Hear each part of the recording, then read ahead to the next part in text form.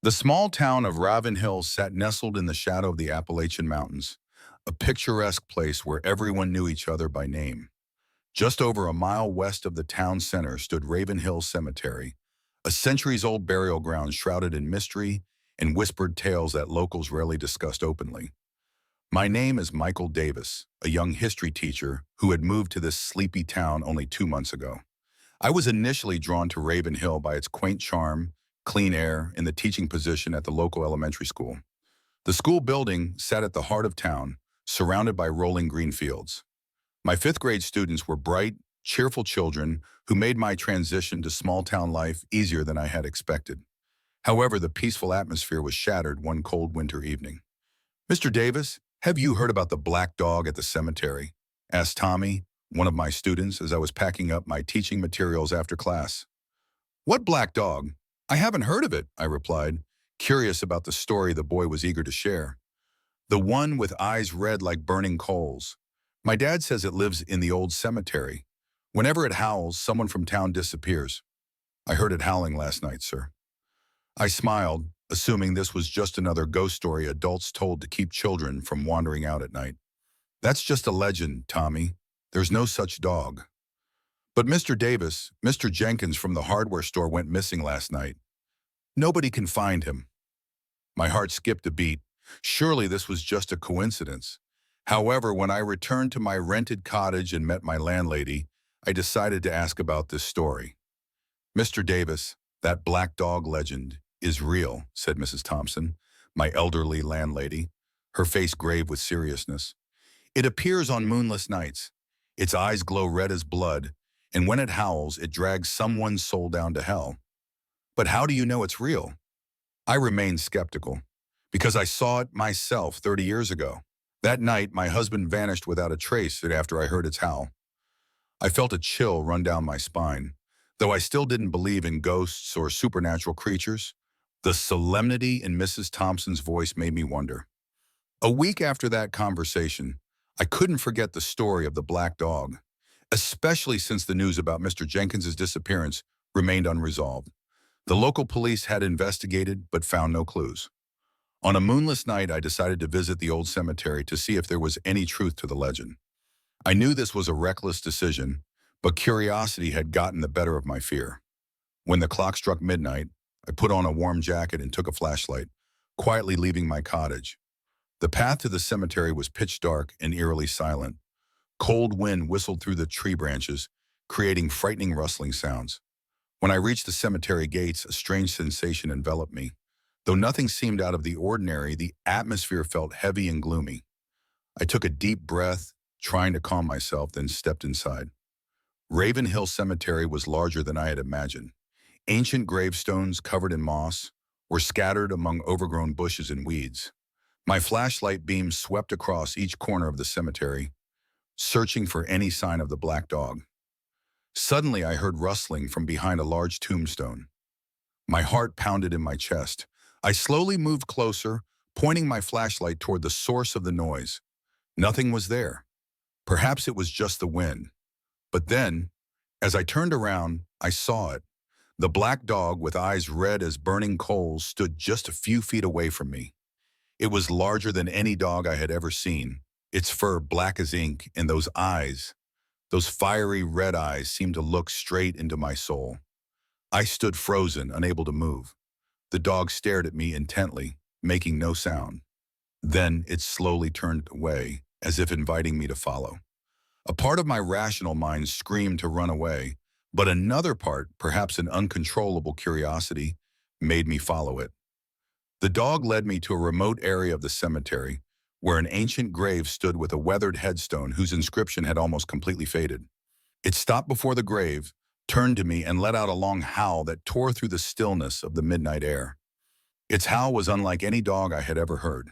It sounded like the mournful cry of a suffering soul full of anguish.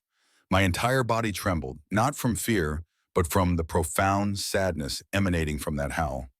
When the howling ceased, the dog vanished into the darkness, leaving me alone before the ancient grave.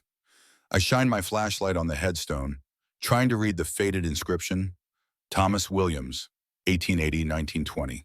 The next morning, this entire town of Ravenhill was in an uproar upon hearing that Frank Miller, the owner of the local diner, had vanished the previous night. His wife recounted that he had left the house around midnight after hearing a strange noise outside and never returned. A cold shiver ran down my spine. This couldn't be a coincidence.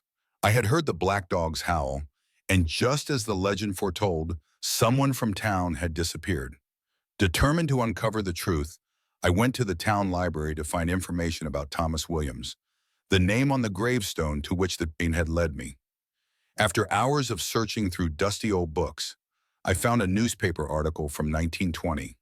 According to the article, Thomas Williams was a school teacher in Ravenhill who had been accused of witchcraft and killed by the townspeople on a stormy night. They believed he had caused a prolonged drought and the deaths of numerous children from an epidemic. My heart raced. A school teacher, just like me, wrongfully killed. Could it be that the black dog was the manifestation of Thomas Williams's spirit returning for vengeance? I decided to learn more about the people who had disappeared. When questioning local residents, I discovered something surprising. All the missing individuals were connected to families who had participated in the murder of Thomas Williams a century ago. Mr. Jenkins was a descendant of the town council chairman who had led the condemnation of Thomas Williams. Frank Miller was the great-grandson of the man who had thrown the first stone at the unfortunate teacher. That night, I couldn't sleep. The pieces of the puzzle began to form in my mind. The black dog wasn't the evil entity the townspeople believed it to be. It was the manifestation of a suffering soul seeking justice after a century of being buried in lies. I decided to return to the cemetery once more. This time, I brought white flowers and a letter in which I wrote apologies on behalf of the townspeople and promised to bring to light the truth about Thomas Williams' death. As I placed the flowers on Thomas's grave, the black dog appeared once more. This time, it didn't howl. It looked at me with those fiery red eyes, but I no longer felt afraid. "I know who you are," I said softly. "I know what happened to you. I'll help you find justice." The black dog came closer to me, its red eyes gradually changing to a gentle, peaceful blue. It gently licked my hand as if in gratitude, then turned away and vanished into the night.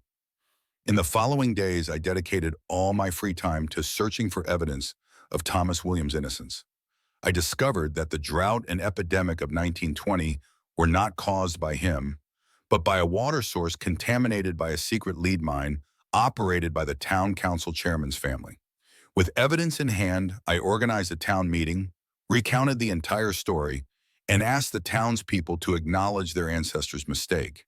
Initially, many opposed, but when I presented irrefutable evidence, they had to accept the painful truth. The town of Ravenhill decided to hold a memorial service for Thomas Williams, publicly apologize, and build a memorial at the school to honor his contributions. Strangely enough, after that ceremony, no one in town ever heard the howl of the black dog again. The missing people never returned, but no one else disappeared. 1 year later, on the anniversary of Thomas Williams' death, I visited his grave alone. As I placed flowers on the tombstone, I felt a gentle breeze pass by, and beside me appeared the black dog. This time, its eyes were entirely blue, clear as the sky. It looked at me for a long time, as if trying to memorize my face, then slowly dissolved into the air, leaving a footprint on the ground. I bent down to look and realized it wasn't a dog's footprint, but a human's. From that day on, Ravenhill Cemetery became peaceful. No one ever heard the howl of the black dog again. But its story continued to be passed down from generation to generation, not as a ghost story, but as a reminder of the importance of truth, justice, and never forgetting the lessons of the past. As for me, I continued teaching in Ravenhill. Whenever I looked at Thomas Williams' memorial in the schoolyard, I thought of those fiery red eyes of the black dog and wondered how many other suffering souls were out there waiting for someone to listen to their stories and help them find justice. Sometimes on moonless nights, I still dreamed of the black dog, but in my dreams, it was no longer frightening. It ran freely across green fields with brilliant blue eyes, as if it had finally found peace after a century of suffering. And I understood that sometimes ghost stories aren't about demons or scary supernatural things. They're about people, destinies, and unhealed wounds in our history. 5 years after my encounter with the black dog, I was organizing materials in the school archive when I discovered a faded photograph I had never seen before. It showed a man standing in front of the original Ravenhill schoolhouse, dated 2019. The man was Thomas Williams, and I nearly dropped the photo in shock. The resemblance between us was uncanny. Same build, similar facial features, even identical wire-rimmed glasses. That night, I dreamed I was standing in the cemetery as it had been a century ago. Thomas Williams stood before me, no longer a black dog, but the man from the photograph. "You gave me peace," he said, his voice clear despite the decades between us. "Not everyone gets a second chance at justice." "Was I meant to find you?" I asked. He smiled. "Some souls recognize each other across time. You heard my call when no one else could." I woke to find a single black dog hair on my pillow, though I lived alone with no pets. The following autumn, I began dating Sarah Jenkins, great-granddaughter of the man who had condemned Thomas. Our wedding was held at sunset on the cemetery's edge, transforming a place of fear into one of reconciliation. As we drove away from the reception, Sarah grabbed my arm. "Michael, look!" There at the cemetery gate stood the black dog, its eyes no longer burning red, but a peaceful blue. It bowed its head as if in blessing before melting into the twilight mist. Ravenhill has changed. The memorial to Thomas Williams draws visitors from across the state. Our town has become known for confronting its dark past rather than burying it. When new teachers join our school, I take them to the memorial and tell them, history isn't just dates and facts, it's hearing the silenced voices and finding the courage to speak their truth. Sometimes on quiet nights, I swear I hear a distant howl carried on the wind, not of suffering, but of freedom. Thomas found his peace, and in helping him, our town found its soul.